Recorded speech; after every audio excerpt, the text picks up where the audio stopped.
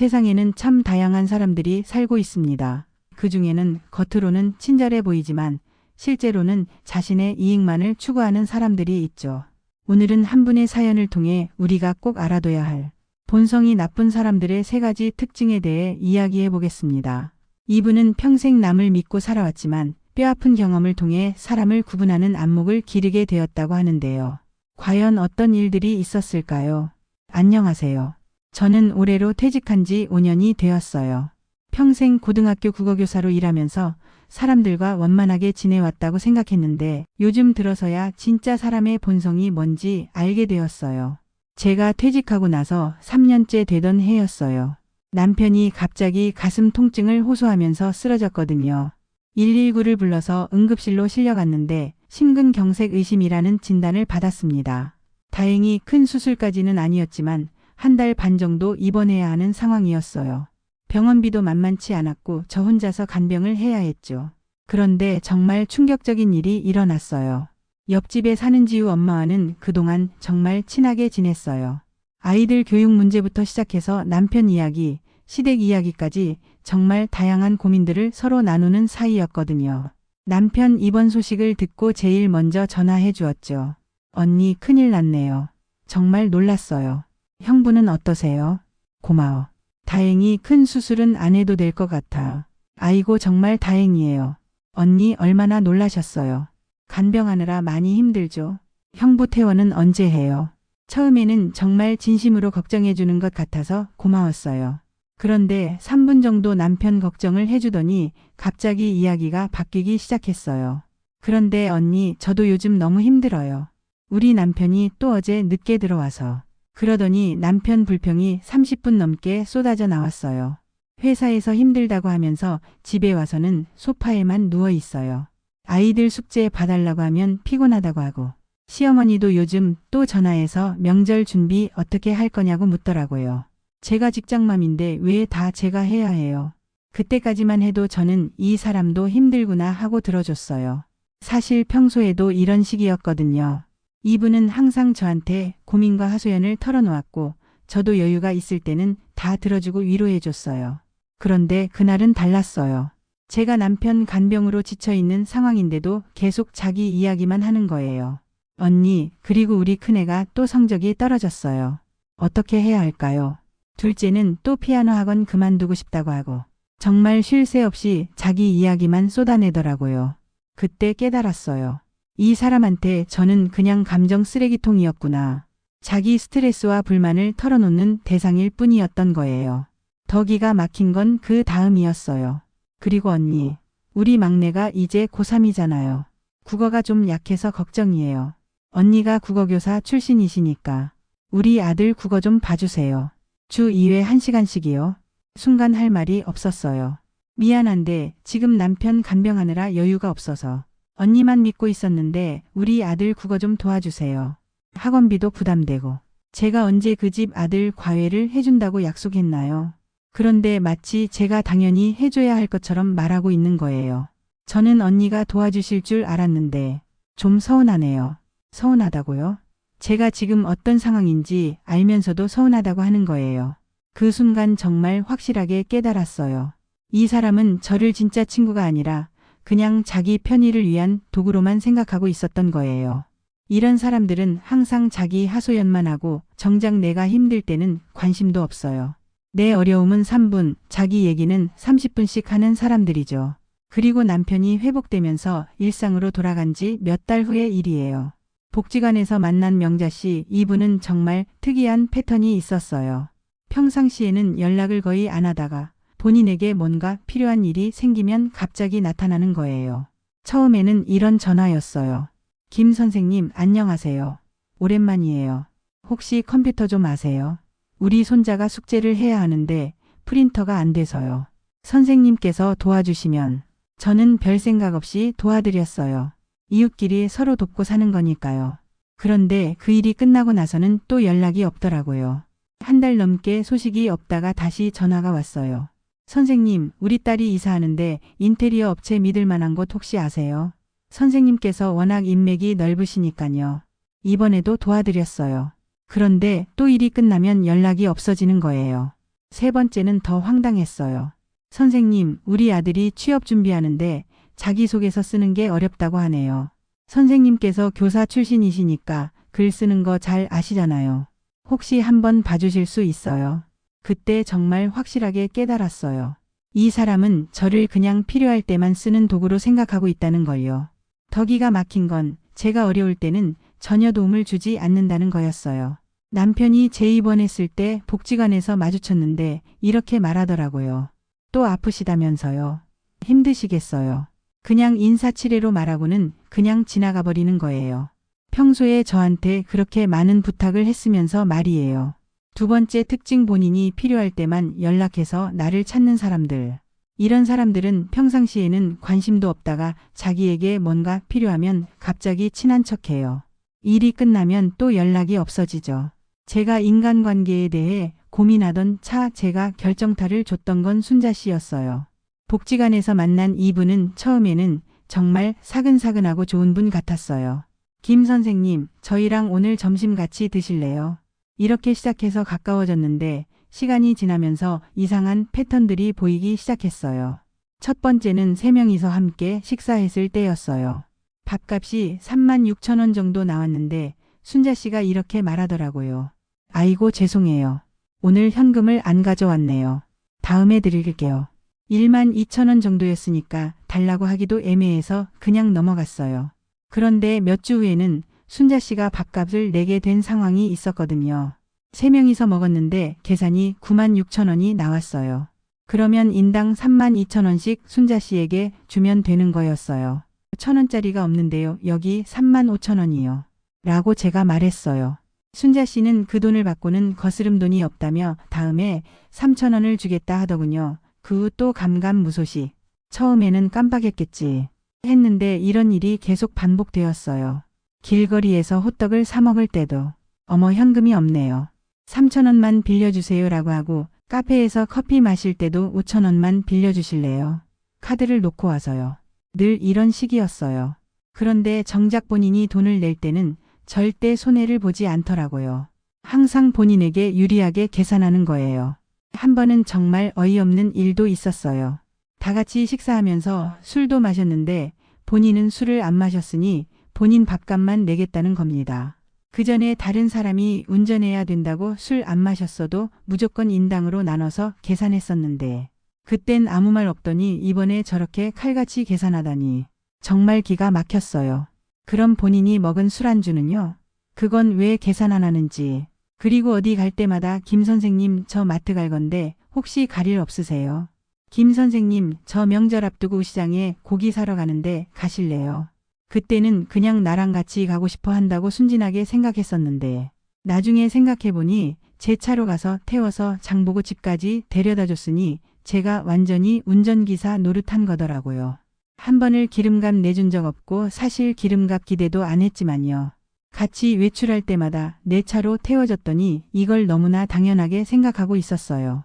본인 돈은 아까워서 벌벌 떨면서 이런 일들을 겪으면서 정말 많은 생각이 들었어요. 우연히 남편과 이런 대화를 나눴거든요. 여보, 요즘 사람들이 다 그런 것 같지 않아? 예전에는 이렇지 않았는데. 그런 게 아니야. 예전에도 그런 사람들은 있었어. 당신이 눈치채지 못했을 뿐이지. 남편 말이 맞았어요. 제가 교사로 일할 때는 워낙 바빠서 이런 세세한 것들을 신경 쓸 여유가 없었거든요. 그런데 퇴직하고 나서 시간적 여유가 생기니까 사람들의 진짜 모습이 보이기 시작한 거예요. 가만히 생각해보니 이런 사람들에게는 공통점이 있더라고요. 그런데 더 놀라운 건 이런 사람들이 한 가지만 문제가 있는 게 아니라는 거였어요. 대부분 여러 가지를 다 가지고 있더라고요. 지우 엄마 같은 경우에도 그랬어요. 평소에 저를 감정 쓰레기통으로 쓰면서 필요할 때만 과외 부탁하고 그동안 제가 사준 커피나 간식비는 한 번도 갚지 않았거든요. 명자 씨도 마찬가지였어요. 필요할 때만 연락하면서 제가 도움을 요청했을 때는 시크하게 지나가 버리고 함께 밥 먹을 때도 돈 낼 때만 되면 항상 자기는 빠지려고 했고요. 순자 씨는 더 말할 것도 없어요. 돈 계산은 항상 자기에게 유리하게 하면서 필요할 때만 연락하고 자기 푸념만 늘어놓았으니까요. 더 무서운 건 이런 사람들은 자기가 나쁘다는 걸 전혀 모른다는 거예요. 오히려 자기가 피해자라고 생각하더라고요. 지우 엄마는 제가 과외를 거절했을 때 서운하다고 했고, 명자 씨는 제가 도움을 안 줬을 때 무시하는 표정을 지었고, 순자 씨는 선생님은 여유가 있으시니까 이해 못하실 거예요 라는 식으로 말했거든요. 이런 패턴을 발견하고 나니까 앞으로 새로 만나는 사람들도 금방 구분할 수 있게 되더라고요. 처음 만났을 때부터 자기 얘기만 하는 사람, 만나자마자 뭔가 부탁하는 사람, 돈 계산할 때 이상한 사람들, 이런 신호들이 보이기 시작한 거예요. 이런 깨달음을 얻고 나서 정말 고민이 많았어요. 이런 사람들과 계속 지내야 하나? 그런데 완전히 끊기는 어렵고, 사실 제일 어려웠던 건 죄책감이었어요. 내가 너무 이기적인 건 아닐까? 도움이 필요한 사람을 외면하는 게 맞나? 이런 생각들이 계속 들더라고요. 하지만 남편이 이런 말을 해줬어요. 당신이 그동안 얼마나 많은 사람들을 도와줬는데 정작 당신이 힘들 때 도움을 준 사람이 몇이나 돼? 그런 사람들한테 미안해할 필요 없어. 남편 말을 듣고 나니까 용기가 생기더라고요. 결국 결심했어요. 제 소중한 시간과 에너지를 이런 사람들에게 낭비할 이유는 없다고요. 첫 번째 시도는 옆집 지우 엄마였어요. 또 전화를 걸어왔을 때였거든요. 언니, 요즘 어떻게 지내세요? 그런데 우리 큰애가 또 예전 같았으면 무슨 일이야? 하면서 받아줬을 텐데 이번에는 달랐어요.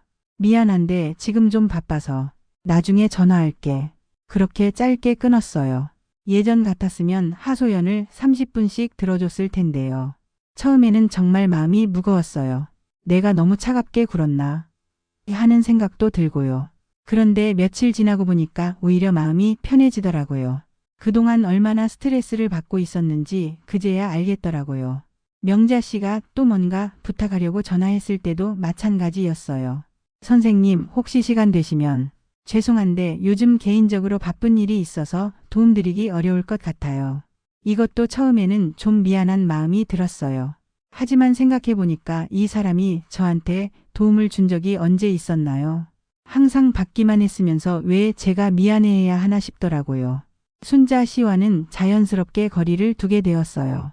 함께 식사하자는 제안을 정중하게 거절하고 어디 같이 가자고 할 때도 일정이 있어서라고 말하며 빠졌거든요. 처음에는 이런 변화가 어색했지만 시간이 지나면서 정말 마음이 편해지더라고요. 나쁜 사람들과 거리를 두고 나니까 진짜 좋은 사람들이 보이기 시작했어요. 복지관에서 만난 이 여사님 같은 분이요. 남편이 재입원했을 때 이분이 하신 말씀이 정말 인상적이었어요. 김 선생님, 남편분 또 편찮으시다면서요. 제가 뭐 도움이 될 일은 없을까요? 병원밥 맛없고 고생해서 입맛도 없으실 텐데 제가 의 소박이 했어요. 이거 좀 드셔보세요. 하면서 병원으로 밑반찬도 가져다 주셨어요. 그리고 가장 중요한 건 저한테 아무것도 요구하지 않으신다는 거였어요. 그냥 순수하게 도움을 주시는 거예요. 이분과 이야기를 나누다 보니까 정말 많은 걸 배우게 되었어요. 김 선생님, 나이 들어서 가장 중요한 건 마음 편히 지내는 거예요. 스트레스 주는 사람들과는 과감하게 거리를 두세요. 저도 예전에는 모든 사람과 다 잘 지내려고 했는데 그러다가 제 건강만 망쳤어요. 지금은 정말 좋은 사람들하고만 지내니까 훨씬 행복해요. 이분 말씀을 들으니까 제가 하고 있는 일이 맞다는 확신이 들더라고요. 새로 만난 독서 모임 분들도 마찬가지였어요. 서로의 어려움을 진심으로 위로해주고 누군가 힘들 때는 자연스럽게 도움의 손길을 내밀어주는 분들이었거든요. 김 선생님, 요즘 많이 힘드시죠? 저희가 도울 수 있는 일이 있으면 언제든 말씀하세요. 고민거리 있으면 얘기하세요. 함께 방법을 찾아봐요. 정말 따뜻한 말들이었어요.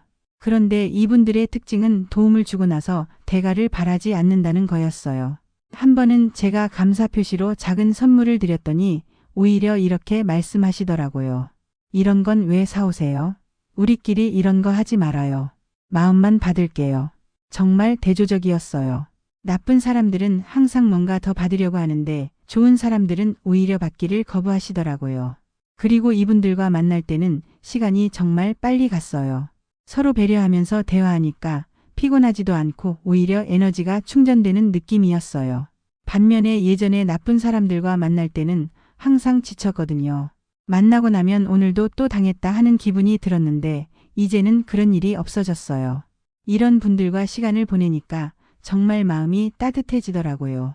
이런 경험을 통해 가족과 친척 관계에서도 새로운 기준을 세우게 되었어요. 남편 동생 내에서 전화가 왔을 때였거든요. 형수님, 안녕하세요.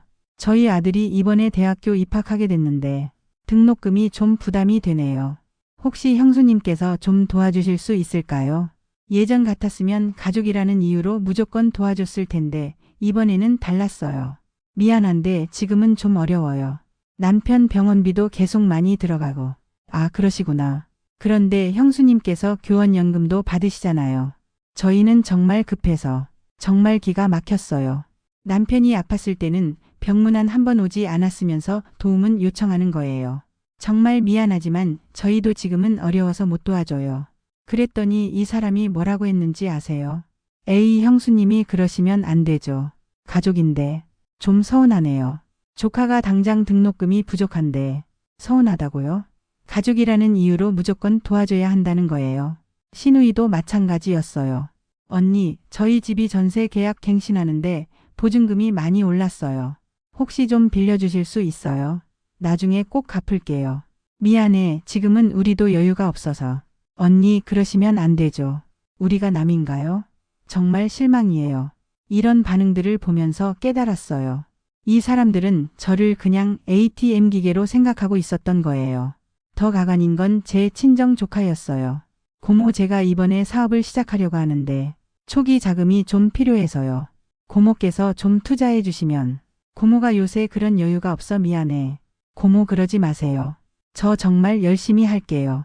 가족끼리 도와야 하는 거 아니에요. 그때 정말 확실하게 깨달았어요. 우리는 누구의 부탁이든 거절할 권리가 있다는 걸요. 설령 그 사람이 가족이라고 하더라도 말이에요. 그리고 제가 거절했을 때 서운해하고 실망한다고 하는 사람들, 바로 그런 사람들이 진짜 멀리해야 할 사람들이었던 거예요. 진짜 가족이라면, 진짜 소중한 사람이라면 제 상황을 이해해주고 배려해줘야 하는 거 아닌가요? 형수님, 아, 그러시구나. 제가 너무 성급했네요. 형님 건강이 우선이니 잘 챙겨주세요. 언니, 괜찮아요. 저희가 알아서 해결할게요.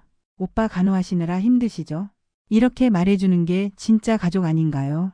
그런데 도움을 거절했다고 서운해하고 실망한다고 하는 사람들은 결국 저를 진짜 가족으로 생각하는 게 아니라 그냥 이용할 수 있는 대상으로만 본 거였어요. 그 이후로 저는 확실하게 선을 그었어요. 미안하지만 지금은 도와드리기 어려워요. 이렇게 말하고 상대방이 어떤 반응을 보이는지 지켜봤어요. 이해해주는 사람들과는 계속 좋은 관계를 유지했고 서운해하거나 실망한다고 하는 사람들과는 자연스럽게 거리를 두게 되었어요. 그리고 깨달았어요. 우리에게 부탁하는 그 사람들이 나쁜 거지 거절하는 우리가 나쁜 게 아니라는 걸요. 우리는 절대 죄책감을 가질 필요가 없어요. 우리에게도 선택할 권리가 있고 거절할 권리가 있거든요. 가족이라는 이름으로, 친척이라는 이름으로 무리한 부탁을 하고 거절하면 서운해하는 사람들. 바로 그런 사람들이 우리가 멀리해야 할 사람들이에요. 지금은 정말 편하네요. 나쁜 사람들과의 관계를 정리하고 나니까 오히려 더 의미 있는 관계들에 집중할 수 있게 되었거든요. 물론 처음에는 만나는 사람들이 줄어들어서 좀 외로웠어요. 하지만 지금은 진짜 소중한 사람들과만 시간을 보내고 있어요. 복지관의 새로운 친구들과는 매주 2번씩 만나서 책도 읽고 문화활동도 하고 서로의 일상도 나누어요. 이분들은 정말 다르거든요. 요즘은 이런 경험들을 바탕으로 다른 분들에게도 조언을 해드리고 있어요. 실제로 저와 비슷한 경험을 하신 분들이 정말 많더라고요. 다들 저도 그런 사람 있어요라고 하시면서 공감해 주시거든요. 앞으로는 더욱 선별적으로 인간관계를 맺으면서 살아갈 거예요. 나이가 들수록 시간은 더욱 소중해지는데 그 귀한 시간을 나쁜 사람들 때문에 낭비할 이유는 없잖아요. 남편도 건강을 많이 회복하였고 우리 부부는 이제 정말 소중한 사람들과만 의미 있는 시간을 보내고 있어요. 오히려 예전보다 더 행복하고 평안한 마음으로 살고 있답니다. 여러분도 주변을 한번 돌아보세요. 혹시 이런 특징을 가진 사람이 있다면 용기를 내서 거리를 두시기 바라요. 그리고 그 에너지와 시간을 진짜 소중한 사람들에게 쓰세요. 그게 행복한 노후를 보내는 진정한 지혜라고 생각해요. 이분의 사연을 들으면서 정말 많은 것을 생각해 보게 됩니다. 살다 보면 다양한 사람들을 만나게 되는데 그 중에는 우리의 에너지와 마음을 빼앗아가는 사람들이 있습니다. 이런 사람들의 특징을 정확히 알고 있어야 우리 자신을 보호할 수 있죠. 본성이 나쁜 사람들의 세 가지 특징을 다시 한번 정리해보면, 첫째, 당신을 감정 쓰레기통으로 취급하는 사람들. 이들은 항상 자기 하소연만 하고 정작 당신이 힘들 때는 관심도 없습니다. 당신의 어려움은 3분, 자기 얘기는 30분씩 하는 사람들이에요. 둘째, 본인이 필요할 때만 연락해서 당신을 찾는 사람들. 평상시에는 안부도 묻지 않다가 자기에게 뭔가 필요하면 갑자기 나타납니다. 일이 끝나면 또 연락이 없어지는 사람들이죠. 셋째, 돈 관계가 깔끔하지 않은 사람들. 자기가 낼 때는 항상 핑계를 대고 받을 때는 더 받으려고 합니다. 작은 돈이라도 자기에게 유리하게 계산하는 사람들이에요. 이런 특징을 가진 사람들을 만나게 된다면 미련 없이 거리를 두는 것이 자신을 위한 가장 현명한 선택입니다. 이 영상을 보시는 지금 이 순간 혹시 떠오르는 사람이 있나요? 네, 맞습니다. 바로 그 사람입니다. 앞으로는 그런 사람들과 거리를 두시고 여러분의 소중한 에너지와 시간을 진정으로 여러분을 아끼고 사랑하는 사람들에게 쓰시기 바랍니다. 나이가 들수록 우리에게 주어진 시간과 에너지는 더욱 귀해집니다. 그 소중한 것들을 가치 있는 관계에 투자하며 살아가시기 바랍니다. 그것이 행복하고 평안한 노후를 보내는 진정한 지혜가 아닐까 합니다. 지금부터가 진짜 인생입니다. 오늘도 한 송이의 마음꽃이 당신 마음에도 피어나길 바라며 함께 걷는 이 길에 당신을 초대합니다. 지금까지 인생동행이었습니다. 감사합니다.